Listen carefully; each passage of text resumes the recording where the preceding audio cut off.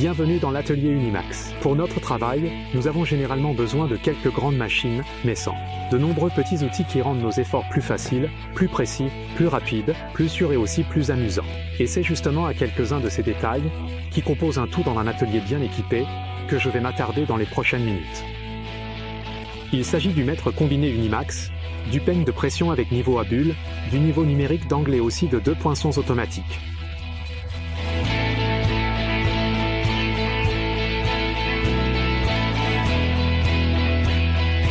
Ce mètre combiné est une belle copie de l'outil légendaire de La Roche-Starreta, qu'il a inventé en 1878. Cependant, un brevet industriel ne dure que quelques dizaines d'années, et aujourd'hui, à côté de l'original, qui coûte une fortune, vous trouverez des copies plus ou moins réussies.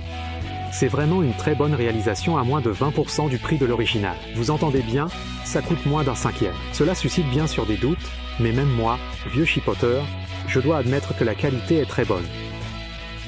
D'ailleurs, vous pouvez facilement vérifier la précision de l'équerre et de l'outil de recherche de centre. Placez l'équerre contre un bord droit et tracez une ligne selon celle-ci. Ensuite, retournez-le et la ligne doit être alignée. Si ce n'est pas le cas, l'équerre n'a pas un angle droit. La précision de l'outil de centrage peut être vérifiée en 3 étapes.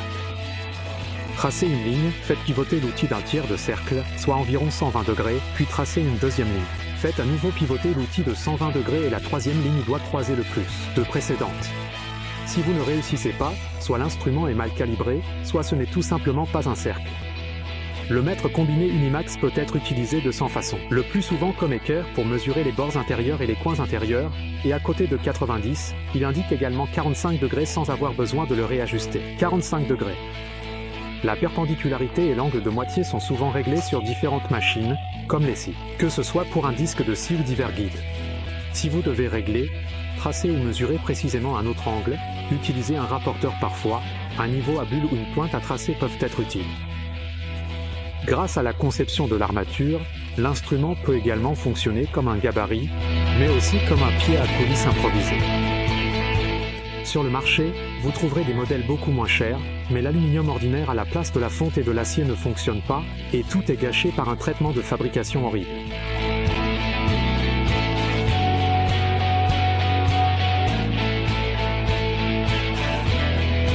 La pression de la crémaillère augmente la précision et la sécurité lors de la découpe ou du fraisage. Elle est destinée aux machines avec une rainure standard de 3/4 de pouce de large, dans laquelle 2 pierres en plastique se déploient. Les lames flexibles permettent le passage de la pièce entre le peigne et le guide parallèle ou la table, à laquelle elle est constamment pressée. Toute déviation de la pièce par rapport aux surfaces de guidage signifie en effet un changement indésirable de la dimension finale, mais aussi un risque de rebond. Ce peigne a en plus une bande magnétique, un niveau à bulle et un angle rotatif. À quoi cela sert-il? Pour régler l'inclinaison des disques, des forêts, etc. Je considère cela comme une fonction accessoire, car pour ces usages, un niveau numérique est bien meilleur.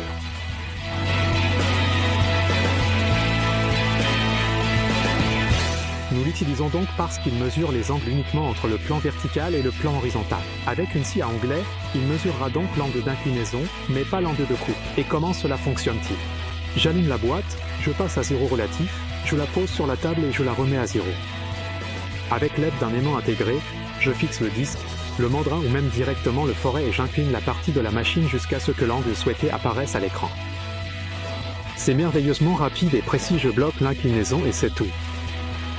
Parmi ces petites choses, je l'utilise certainement le plus souvent. Les butées réglables sur les machines sont bien, mais comme on dit, fais confiance, mais vérifie.